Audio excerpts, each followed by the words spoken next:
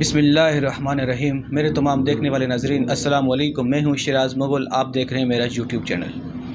ناظرین، اس وقت پاکستان کے 80% علاقے میں پانی ہی پانی ہے۔ یہ اللہ کا عذاب ہے۔ حالانکہ چاہیے تو یہ تھا اس عذاب میں ہم اللہ تعالیٰ سے دعا کرتے کہ اللہ ہمیں معافی دے۔ اس وقت ہمارے حکمران بالخصوص ان کو جلسوں سے جان نہیں چھوٹ رہی۔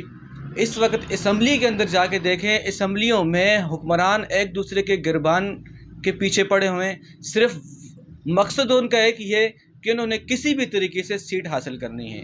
حالانکہ پاکستان کی تاریخ میں یہ سمجھتا ہوں بدترین حالات ہیں، بالخصوص صوبہ سندھ کے، اور یہاں کے حکمران جا کے اسلام آباد میں بیٹھے ہوئے ہیں اور وہاں پر ایک دوسرے پر تانا زن ہے۔ حالانکہ چاہیے یہ تھا کہ اس وقت عوام کی خدمت کرتے۔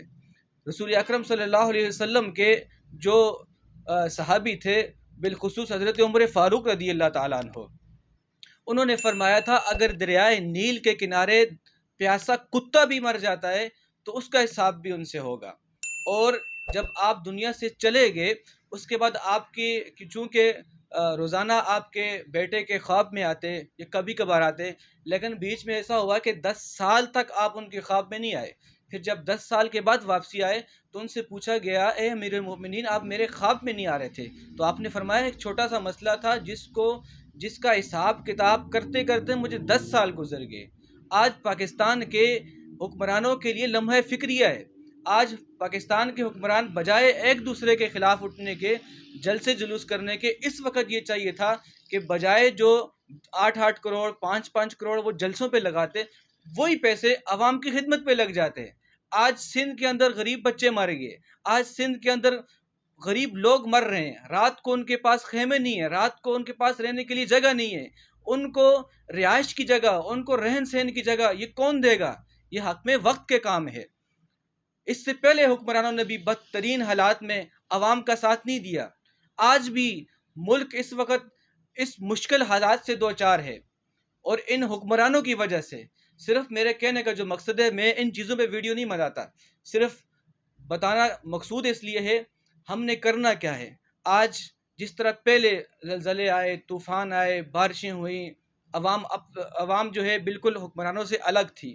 بتانا مقصود یہ ہے اگر اسی طریقے سے ہوتا رہا، جس طرح آج سیلاب آیا، کل سندھ کے اندر کل پرسوں ایک ویڈیو دیکھی جس میں بلوچستان کے اندر 5 نوجوان کافی گھنٹوں تک ایک پتھر کے اوپر کھڑے رہے، کسی نے ریسکیو نہیں کیا ان کو، وہ بیچارے اب ان کی لاشیں بہہ گئی پانی میں، کہہ رہے ہیں ابھی تک ان کی لاشیں ملی نہیں۔ اس کے علاوہ ہزاروں لوگ ایسے ہیں کہ جن کی لاشیں پانی میں بہہ گئی، اب تک ان کا پتہ ہی نہیں ہے یار وہ کسی کے بیٹے ہیں، وہ کوئی ان میں سے کوئی بیٹی ہے، کسی کا بچہ ہے، کسی کا باپ ہے، کسی کا بھائی ہے، اس میں حکمران اپنی لڑائیوں میں لگے ہوئے ہیں۔